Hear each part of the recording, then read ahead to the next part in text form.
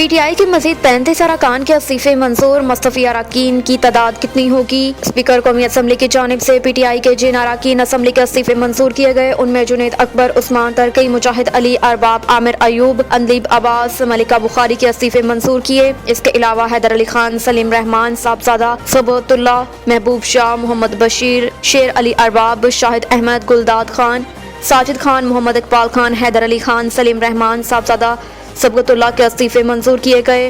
राजा परवेज अशरफ की जानिब से महबूब शाह, शेर अकबर खान, अली खान जदौन, आमिर महमूद कयानी, फैजुल हसन, शौकत अली, उमर असलम खान, अमजद अली खान, खुरम शहजाद, फैजुल्ला, मलिक करामत खोकर, सैयद फ़खर अमाम, जहूर हुसैन कुरैशी, इब्राहिम खान, ताहिर इकबाल, औरंगजेब खान, मखतूम खुसरो बख्तियार, अब्दुल मजीद खान, अस्मा कदीर, मुनव्वरा बीबी के इस्तीफे भी मंजूर किए गए। स्पीकर कौमी असम्बली राजा परवेज अशरफ ने इस्तीफे मंजूरी के बाद मजीद कार्रवाई के लिए इलेक्शन कमीशन को भिजवा दिए।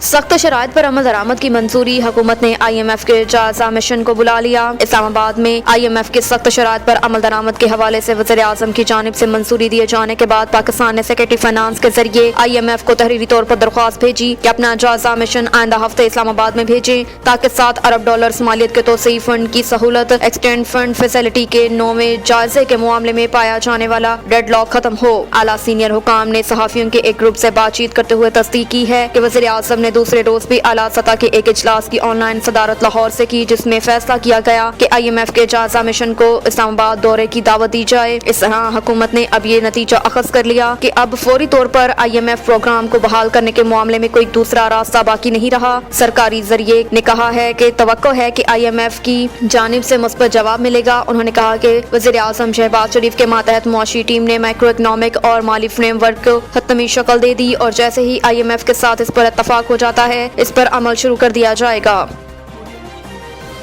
पाकिस्तान को मुश्किलात से हम ही निकालेंगे। लंदन में पार्टी इजलास के बाद मीडिया से गुफ्तगू करते हुए नवाज शरीफ ने कहा कि इमरान खान के 4 साल का मेरे 4 साल के साथ मुकाबला करें। हमारे दौर में क्या हालात थे और उसके दौर में क्या थे। उन्होंने कहा कि हमारे दौर में लोग खुशहाल थे, इमरान खान की तरक्की सिर्फ बातों की हद तक थी। नवाज शरीफ ने कहा कि किसी की शक्ल छुपी हुई है और न ही किसी का नाम। पाकिस्तान को अपनी जात के गिर्द घुमा कर मुल्क के साथ घिनौना मजाक किया गया, जिसकी वजह से मुल्क आज मुश्किलात का शिकार है और उसको हम ही मसाल से बाहर निकालेंगे। वज़ीर दाखिला राना सनाउल्लाह ने कहा कि वज़ीर आला पंजाब ने पहले कहा वो एतमाद का वोट नहीं लेंगे।